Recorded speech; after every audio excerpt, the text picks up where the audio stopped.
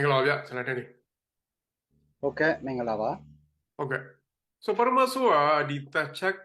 ကနစီဥဆောင်လာတဲ့အရင်တစ်ခါကျွန်တော်အင်တာဗျူးမှာမေးတဲ့ရင်တန်းနဲ့တူတယ်အဲ့ရင်တန်းကိုအခုဖလန်အခါလန်ကချွတ်ကျိုးရွာနေမှာချင်းတော်လိုင်းတက်ရတိုက်တာ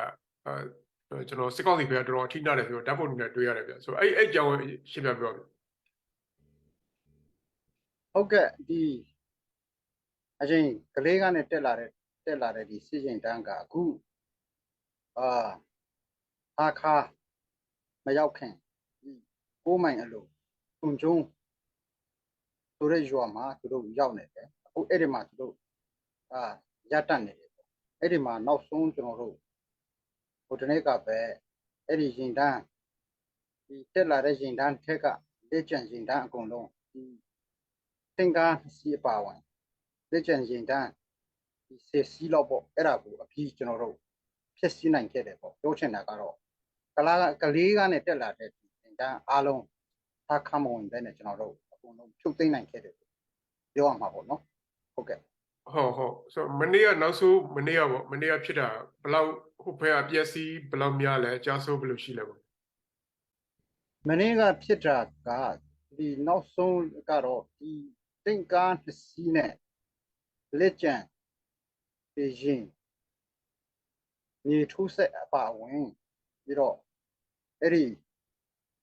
ကုန်တင်ကား9စီးပေါ့အဲ့အားလုံး10စီးခန့်ကိုကျွန်တော်တို့အပြီးဖြုတ်သိမ်းနိုင်ခဲ့တာပါဟုတ်ကဲ့ဟုတ်သူတို့ကကျွန်တော်သတင်းတွေပြန်ကြည့်တော့ဟိုမတ်လဆန်နော်မတ်လ9ရက်လာမသိကလေးနဲ့တက်လာတာအခုကျွန်တော်ဟာဒီအခုဧပြီဒီနေ့ပဲ14ရက်ရှိနေပြီဆိုတော့တစ်လကျော်နေပြီဆိုတော့တက်လာတော့ဘယ်လောက်ချိပြီးတော့အခုအကုန်လုံးကိုသွားပြီလားအဲ့လိုလားဘယ်လိုရှိတယ်အခုကဟုတ်ကဲ့ဒီကလေးကနေတက်လာတာအားလုံးကအစီပေါင်း30ပေါ့စီပေါင်း30စလုံးအခုဒီခြုံကျုံရွာမှာကျွန်တော်တို့ဒီတစ်လျှောက်လုံးကျွန်တော်တို့တိုက်တယ်အဲ့ဒီမှာအခုလက်ကျန်ကားအားလုံးကတော့ကျွန်တော်တို့ဖြုတ်သိမ်းနိုင်ခဲ့တယ်ပေါ့ဟာခါကိုကားတစ်ခုမှဝင်နိုင်မှာတော့မဟုတ်တော့ကျွန်တော်တို့အားလုံးသိမ်းလိုက်တာဖြစ်တယ်ဟုတ်ကျွန်တော်ဓာတ်ပုံတွေတွေ့တယ်ဗျရင်တန်းရင်ဒီတကားရဲ့ခုနကိုကားတွေသူစစ်ကားတွေပေါ့သူအိုးဝါတွေရောရှိလာဗျစစ်ကောင်းစီပဲစစ်သားအကြဆုံးတယ်လက်နေတွေပါနေသိမိတာမျိုးရှိလို့ဟုတ်ကဲ့အချက်အဆုံးကတော့ကျွန်တော်တို့ကလေးကနေတက်လာတာကျွန်တော်တို့ခန့်မှန်းကအင်အား200လောက်ရှိတယ်ပေါ့ဒါပေမဲ့အခုခြုံကျုံရွာမှာအဲ့ဒီအနီးတစ်ဝိုက်မှာအခုရှိနေတဲ့ဒီစစ်ကောင်စီတပ်ဖွဲ့ဝင်အင်အားကတော့ကျွန်တော်တို့အများဆုံးရှိလာမှအင်အား40လောက်ပဲရှိနေလို့ကျွန်တော်တို့တွေ့ရတယ်အဲ့မှာဒီတစ်လျှောက်လုံးမှာသူတို့အချက်အဆုံးလည်းရှိတယ်ပြီးတော့ဒဏ်ရာရအရေးပေါ်ဥပမာဖလန်းကနေဟာခါလာတယ်အဲ့ဒါလမ်းတစ်ဝက်မှာသူတို့ဒဏ်ရာရတယ်ဖလန်းကိုပြန်ပို့တယ်ဆိုတာမျိုးပေါ့ဆိုတော့အချက်အဆုံးကတော့ကျွန်တော်တို့140နဲ့50ကတော့အချက်အဆုံးရှိတယ်ပြီးတော့လူနာတွေကကြံတဲ့ဟာတွေကတော့လူနာတွေပေါ့အဲ့ဒါလို့ကျွန်တော်တို့အားနဲ့အခုကတော့အများဆုံးရှိမှဒီငါ40လောက်ပဲရှိတော့တယ်လို့ကျွန်တော်တို့အဲ့ဒါလို့ပဲကျွန်တော်တို့ခံမှန်းနေပေါ့နော်နေရာမှာ40ကျန်တယ်ဆိုတော့ဒဏ်ရာရတာ50လောက်100ကျော်လောက်ကြားသွားတဲ့သဘောရှိတာပေါ့ဆိုမနေ့ကတိုက်ပွဲမှာဟိုသူတို့ပဲအဲ့လိုဖြစ်တော့တိုက်ခံရတော့လေရင်နဲ့လည်းပိုးကျဲတယ်ကြားတယ်ဗျဟိုရွာသားတွေပါရသားထိခိုက်မှုရှိသေးလားဘယ်လိုရှိလဲဟုတ်ကဲ့အရသားထိခိုက်မှုတော့မရှိဘူးခင်ဗျဘာလို့ဆိုတော့ကျွန်တော်တို့တိုက်ပွဲဖြစ်ပြီဆိုရင်အဲ့ဒီတစ်လျှောက်လုံးဒီကျေးရွာသူရွာသားတွေကတော့ရွာကနဲ့ဖြစ်ပြီးတင်းရှောင်ကြတယ်ပေါ့နော်ဒါပေမဲ့သူတို့ရဲ့အင်ယာအဆောက်အဦဒီပါတွေကတော့ဒီရှုပ်တာလို့ပါတော့စစ်ကောင်စီကတော့ဒါကတော့လုံနေကြပါပဲအခုလည်းအဲ့ဒီရွာတိုင်းကိုသူတို့ကျွန်တော်တို့တိုက်ပွဲဖြစ်ပြီးတော့အထိနာပြီဆိုရင်တော့အဲ့ဒီလိုရွာတွေကိုမီးရှုပ်တာလို့ပါတော့သူတို့လုပ်နေကြပါအခုခြုံကျုံဆိုရင်လည်းကိုအင်ချေလက်ရှိအထိတော့40လောက်တော့အင်ချေကတော့မီးကျွန်းသွားတယ်လို့ကျွန်တော်တို့ဒီပြင်သတင်းအရသိရတာပေါ့နော်ဒါအခုလောလောဆယ်ပေါ့နော်မနေ့ကဖြစ်နေတာတောက်လျှောက်ပေါ့နော်မနေ့ကနောက်ဆုံးဖြစ်တဲ့ချင်းတွေဒီမတိုင်ခင်ကလည်းကျွန်တော်သတင်းတွေမှာတွေ့တာအဲ့နာပဲဖလန်းကလို့ဒါထွက်လို့ပြဘားပေါ့တရားနာမှာစစ်ကောင်စီစခန်းကိုဒီကျွန်တော်တော်လိုင်းတိုက်တဲ့ဝင်တိုက်တော့ စစ်ကောင်စီဘက်ကစစ်ဖို့တူပါဝင်30ကျော်သေးတယ်လက်နက်တွေလည်းအများကြီးရတယ်ဆိုတော့ပုံနဲ့တွေ့တယ်အဲ့ဒါရောဗျအဲ့ဒါလည်းပြပဲ ဟုတ်ကဲ့အဲ့ဒီ var တရာကတပ်စခန်းတစ်ခုပေါ့အဲ့ဒါကတော့ဒီကလေးနဲ့ဖလားမကြမ်းမှာပေါ့အဲ့ဒီမှာတရာကိုစောင့်တဲ့ဒီဂိမ်းစခန်းတစ်ခုပေါ့နော်အဲ့ဒီမှာအင်အား20ကျော်တော့ရှိတယ်အဲ့ဒါကအခုစစ်ရင်တန်းတက်လာတဲ့စစ်ရင်တန်းထက်ကတပ်ဖွဲ့ဝင်တွေမဟုတ်ပါဘူးအထိုင်စခန်းတစ်ခုပေါ့အဲ့ဒါကိုဒီကျွန်တော်တို့ဒီဘက်ဖလမ်နဲ့ဟာခါချတိုက်ပွဲဖြစ်တဲ့အချိန်မှာအခုဖလမ်အခြေဆိုင်နေတဲ့ CNDF ဆိုတဲ့အဓိကဖလမ်ဒေတာကာကွယ်တပ်ဖွဲ့သူတို့ကလည်းအဲ့ဒီမှာဝင်စီးပြီးတော့ခုလိုသူတို့ရဲ့အရာရှိအဆင့်တူရဲ့ပြီးတော့အကျအဆုံးတွေရဲ့ပြီးတော့အရှင်ဖမ်းပြီးတော့သူတို့အဲ့ဒီလိုထိန်းတာတွေပေါ့အဲ့ဒီလိုဖြစ်သွားတာပါဟုတ်ကဲ့ဟုတ်ကဲ့ဒါကကျွန်တော်တို့ကလေးကနေတက်လာတဲ့ဖလန်ဟာခါပဲအချင်းတွေပေါ့ထက်တလန်ရဲ့နောက်ဆုံးအချင်းတွေဘယ်လိုရှိလဲထန်တလန်မြို့ပေါ်မှာတော့နောက်ဆုံးအခြေအနေတော့တိုက်ပွဲတော့မရှိဘူးဒါပေမဲ့ဒီဟာခါနဲ့ဖလမ်အကြမ်းမှာတော့ဟိုတနေ့ကပဲကျွန်တော်တို့ဒီစီကနဲ့အဲ့ဒီဟာခါနဲ့ရိအကြမ်းမှာ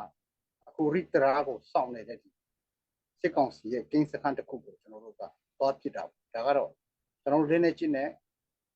တခါပဲထုတာပါဒါကတော့ဒီအကုန်လုံးကတော့ပြုတ်ထွက်သွားတာပေါ့နော်ဒါပေမဲ့အဲ့ဒီမှာအထဲမှာတော့အင်အားဘယ်လောက်ရှိတယ်လဲတော့မသိဘူးပေါ့နော်အဲ့ဒီတချင်ကလွဲလို့အခုဒီဘက်ထန်တလာဖြစ်ချမ်းတော့တိုက်ပွဲငြိမ်နေတဲ့သဘောပေါ့ကျွန်တော်ဒီဘက်တောင်ပိုင်းမင်းတပ်ဘက်မှာလည်းတိုက်ပွဲဖြစ်တယ်ကြားတယ်ဆိုတော့ကျွန်တော်အခုပြောတာတော့ကျွန်တော်ဖလန်မြောက်ပိုင်းပေါ့နော်ဖလန်ဟာခါထပ်တလန်ဝန်းကျင်ပေါ့အခုတောင်ပိုင်းချင်းတွေအလုံးပြည်နယ်တစ်ခုလုံးချုပ်ပြောရင်အခုနောက်ဆုံးတိုက်ပွဲချင်းတွေဘယ်လိုရှိလဲဟုတ်ကဲ့ပြည်နယ်တစ်ခုလုံးဆိုရင်သူအခုဒီနေ့ကုန်ပြီးတော့မှစစ်ကောင်စီကဒီချင်းတောင်ကိုစစ်အုပ်ချုပ်ရေးကျင်ညာတဲ့နောက်ပိုင်းကတော့ဒီချင်းပြည်နယ်ဟာခါပြူဟာအဲ့ဒါမြောက်ပိုင်းပေါ့ပြီးတော့ချင်းပြည်နယ်တောင်ပိုင်းမှာမတူပြူဟာပေါ့ကိုမင်းတပ်ဆိုရင်လည်းမတူပြူဟာထဲကအဲ့ဒီနေရာဒီတိုက်ပွဲကဒီနေရာတိုင်းမှာကိုကြတော့ရှိတာဒါပေမဲ့ကိုကြဆိုတာထက်အခုတိုက်ပွဲရယ်ပြီးတော့မင်းတပ်မှာဖြစ်နေတဲ့တိုက်ပွဲရယ်အဲ့ဒါကအခုတော့ပို့ပြီးတော့ဖြစ်လာတယ်အဲ့ဒီလိုဖြစ်လာပြီးမတစ်ဆက်တည်းဒီနှစ်ကလေရင်နဲ့ပုံကျင်းမှုပုံနဲ့တိုက်ခိုက်မှုကတော့ပို့ပြီးတော့စိတ်ပြီးတော့ပို့ပြီးတော့များလာတာပေါ့နော်ပြောချင်တာကတော့ဒီမနေ့ဒီနေ့အထိဒီနေ့ပဲဒီ9နိုင်10နေရာလောက်မှာအခုခြုံကျုံရွာမှာစစ်ဖိုက်ကစီးလာသွားတယ်ဘုံ9ချိန်ကျဲသွားတာမျိုးပေါ့ပြောချင်တာကတော့အခုချင်းတောင်မှာလေရင်နဲ့တိုက်ခိုက်မှုတွေပို့ပြီးတော့များလာတယ်ပေါ့ဟုတ်ကဲ့ဒီနေ့တော့ထပ်ဘုံလာကျဲသေးတာလဲဟုတ်လားဟုတ်ကဲ့ခင်ဗျဟုတ်ဆိုဘယ်လိုသိရလဲဗျထိခိုက်မှုရှိလားထိခိုက်မှုကတော့မရှိဘူးကျွန်တော်တို့ဖက်ကတော့ကျွန်တော်လုံခြုံတဲ့နေရာမှာအကုန်လုံးရှိပါတယ်ထိခိုက်မှုတော့ကျွန်တော်ပြောထားတဲ့အတိုင်းပဲဒီချင်းတောင်ကတော့လေချောင်းတိုက်ခိုက်မှုဆိုတာကတော့ပထဝီမြေတင်ရဆိုရင်တော့တခြား data တွေလို့မဟုတ်ဘူးထိကြောင့်မှုတော့တော်တော်နည်းတယ်ပေါ့စစ်ကောင်တိုက်ခိုက်မှုတော့ကျွန်တော်တို့ဖက်ကဒီအကျဆုံးကအင်မတန်မှနည်းတယ်လို့ပြောမှာပဲဟုတ်ကဲ့ဗျဒါတော့ချင်းပြည်နယ်အခြေအနေပေါ့နော်ချင်းပြည်နယ်မှာတော့လေကြောင်းတိုက်လို့တောတောင်ထူတဲ့ခါကျတော့သူတို့ဘက်သိမထိရောက်ပေါ့ဒီဘက်ကအသာရတဲ့ဟာတွေအများကြီးပဲကျွန်တော်တော်လိုင်းဘက်ကဆိုအခုအများပြောနေတာတော့ဒီကျွန်တော်ပြီးခဲ့တဲ့2ရက်ဖြစ်တဲ့စကိုင်းတိုင်းကပ်ဘလူပစီကြီးပါပေါ့နော်လူအခုဆို200နီးပြီထင်တယ်ကျွန်တော်မနေ့ကတော့150လောက်ရှိတယ်ဆိုတော့အဲ့ပေါ်မှာအားလုံးကပေါ်နေဆွေးနေကြပေါ့ဟုတ်ကဲ့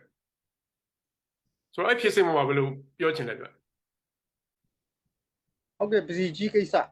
ကမတိုင်ခင်ကျွန်တော်တို့ဒီချင်းတောင်မှာလည်းဒီထန်တရာမြို့နယ်ထဲမှာကျေးရွာတော်ကိုဘုံချတိုက်ခိုက်တယ်ပြီးတော့ပြီးခဲ့တဲ့ဖလမ်းမှာလည်းအဲ့ဒီဘာတာတိုက်ခိုက်မှုပြီးမှအဲ့ဒီမှာမြို့ငွေလေးတစ်မျိုးကိုအဲ့ဒီလိုတိုက်ခိုက်မှုလုပ်သွားတယ်အဲ့ဒီပြီးမှမကြဘူးဒီပစီကြီးမှာအဲ့ဒီလို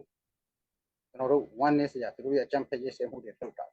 ပြောချင်တာကဒါကအဲ့ဒီ data တွေကဒီစစ်ကောင်စီကနဲ့စစ်အုပ်ချုပ်ရေးကျင်ညာထားတဲ့နေရာကျွန်တော်တို့အမြဲတမ်းပြောပါတယ်စစ်အုပ်ချုပ်ရေးသူတို့ကျင်ညာတာကျွန်တော်တို့တော်လှန်ရေးဒီတော်လှန်ရေးအဖွဲ့အစည်းတွေအတွက်တော့ဘာမှသိပြီးတော့ထိခိုက်စရာမရှိပါဘူးဒါကတော့မထူးပါဘူးဒါပေမဲ့သူလှုပ်ချင်တာကဒီတူလူထုအပေါ်အကြမ်းဖက်ခြင်းဒီတူလူထုကို ဒီကျွန်တော်တို့နဲ့